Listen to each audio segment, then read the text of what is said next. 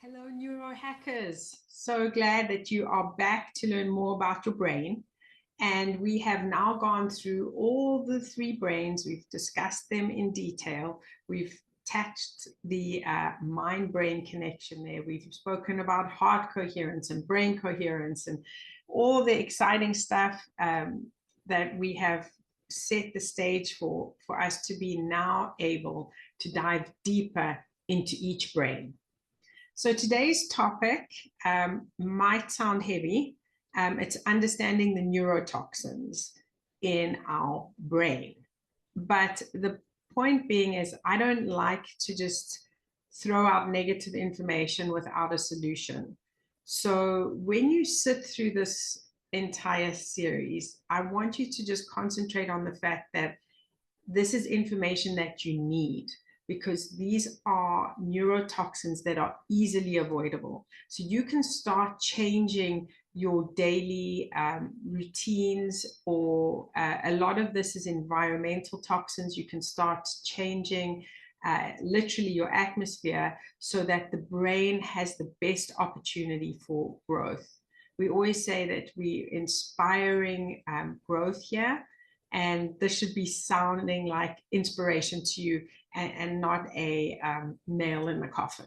Okay, so easy, that's why I say it's a hack. It's easy hacks that you can find out about that no one really speaks about and help not only your brain, but your child's brain. Okay, so neurotoxin. Okay, we've spoken about a neuron being a nerve cell, and the neurotoxins are the toxins that affect the nerve cells. And in this chapter, we're talking about the brain. Okay, so the neurotoxins obviously affect the whole nervous system, but we're going to deal with the bad guys that really affect cognitive development. And you will see each has a different nuance. You've got your environmental toxins, your industrial chemicals, you've got the heavy metals, and then you've even got things in the food that need to be addressed. So all of those can affect your cognitive decline. Unfortunately, at a worse stage, it'll become a neurological disorder and then neurological impairments. And the good news is that you can reverse these. You can stop them dead in their tracks, and then you can reverse them. So this chapter, we're going to deal with the understanding the neurotoxins, and then the next subsections will be about introducing things to overcome these potential cognitive problems. So make sure that you just start paying attention, take some notes, and we will dive straight in. Okay, so we've spoken about what can impede, and I did mention the different types of pollutants, chemicals, heavy metals, and foods. And I wanted to talk about the main ways they affect this. Okay, we mentioned cognitive decline, but actually what ends up happening is these chemicals or metals disturb the dendrite synapse connection for actual communication between the neurons. And so that's why it's called a neurotoxin. We spoke about that at a later stage, it can actually cause damage, which means that when these connections cannot be made and the neurons are actually damaged, you're looking at brain damage. Okay, so it's unfortunately not allowing the structure to biologically form the way it should. There are, we're going to talk about my pet peeve, EMFs. If you haven't learned about me now, then so be it. That is one of my peeves. So the blood-brain barrier, we're going to talk about how those toxins actually weaken the blood-brain barrier, which is the protective barrier around our heads. And in certain instances, it's thinner in various regions, and we'll talk about that in more detail when we get down to the harmful substances that cause the impairing of the blood-brain barrier. And then oxidative stress and inflammation, what ends up happening, that's really just, as it says, it's an inflammation one of those chemicals or pollutants have caused some kind of inflammation in the neuron, and that has then caused oxidative damage, and that accelerates brain aging. And you know from all my previous videos, I've said that this noggin over here is the one muscle that doesn't have to atrophy. And this is why we are doing this whole course, because we are dedicated to our children for their ultimate brain growth, to unlock the best potential human being they can be.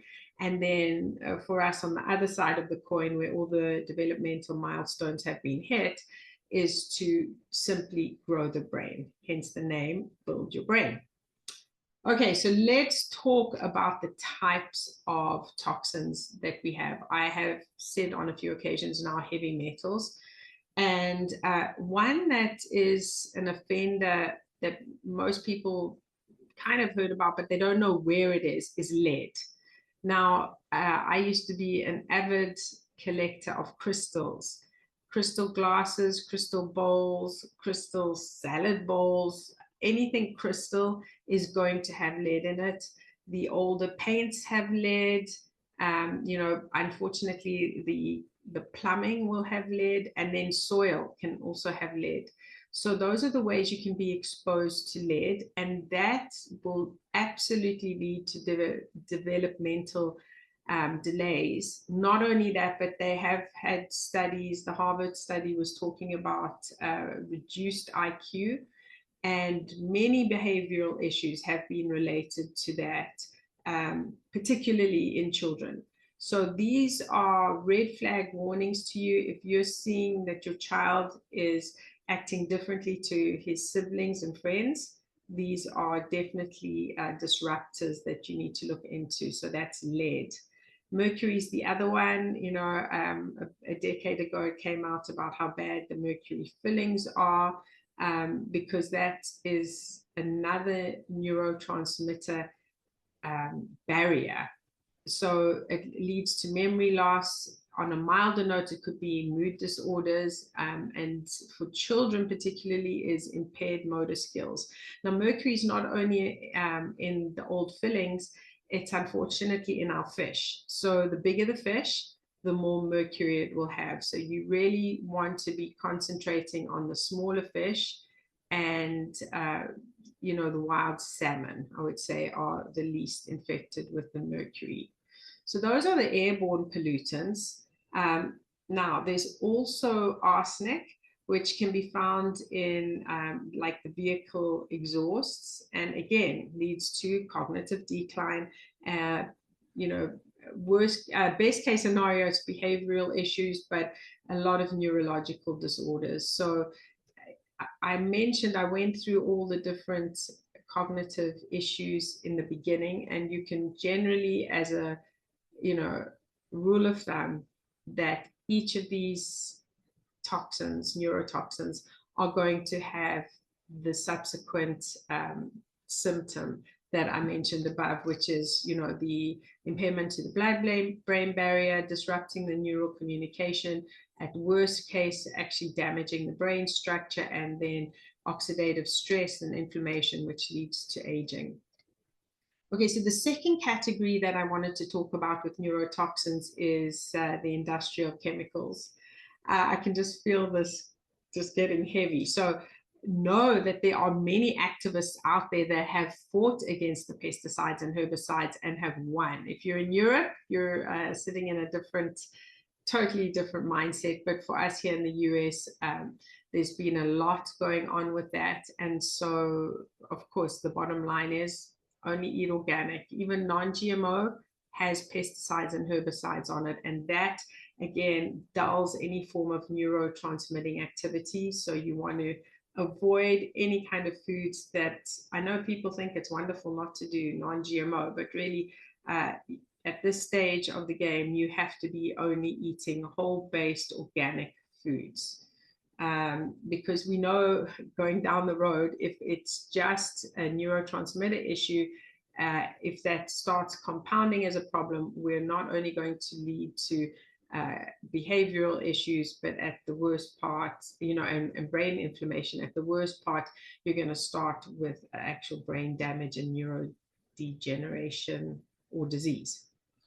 Okay, other industrial chemicals, excuse my accent here, but toluene, benzene, formaldehyde, those are all found in like paints, adhesive, cleaning products. And again, this is why we say the alternative would be to just make sure that you are using organic cleaning products and read those labels. All of this will lead to, neuro damage, memory loss, and just even mood declines. Okay. Another chemical that we haven't spoken about is cyanide. That's again found in the pesticides and the fumigants, and even in the plastics and the synthetic fibers that unfortunately sometimes are in our clothes.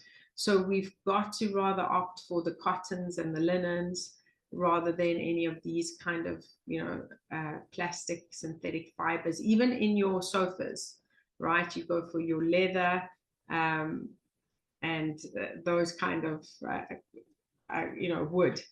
Okay. So that's enough on that. The other issue I do want to speak about is vitamin B12. There is a derivative of vitamin B, well, it is classified as vitamin B12, but it's the man-made version, which is it's a byproduct of cyanide.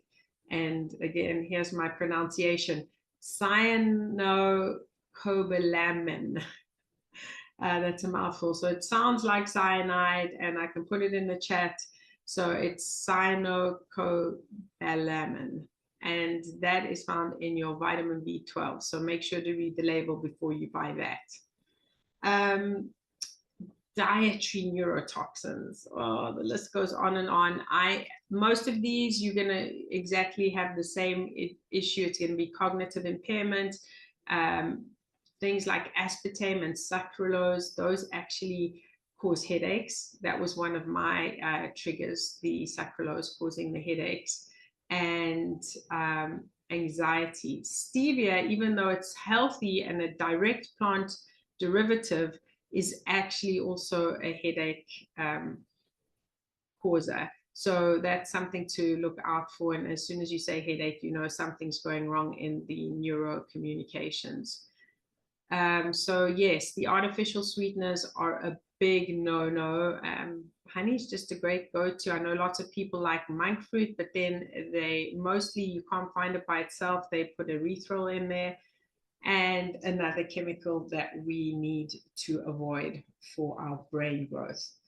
MSG, we know about that, but if you've been following our hacks, we've already been talking about not eating out. So that's mainly, it's in that and the fast food, like freezer foods. So just be checking that. This is such a hard one because my family loves seafood, but we've spoken about the heavy metals in there. So that also falls into the dietary toxins. Obviously, I spoke about the best ones, but the worst ones are the biggest fish. So that would be your tuna and your swordfish. So you sushi fans, I'm so sorry, but there are alternatives. Like I said, the smaller fish are less mercury intense. Mycotoxins are toxins that are found in any kinds of grains and nuts that actually contain they contain a neuroinflammatory basically, and so the biggest offender of this would be peanuts, right? So you want to try and avoid those. PHA is a lectin that you can find in the raw or undercooked beans, and that really can cause neurological distress, believe it or not. So what I like to do, just like with the issue of the phthalates, is rinse them, soak them in water, and then I do everything in my Instapot. Anything over 45 minutes, you are for sure going to have cooked those beans properly. And we kind of touched on this before, but microplastics,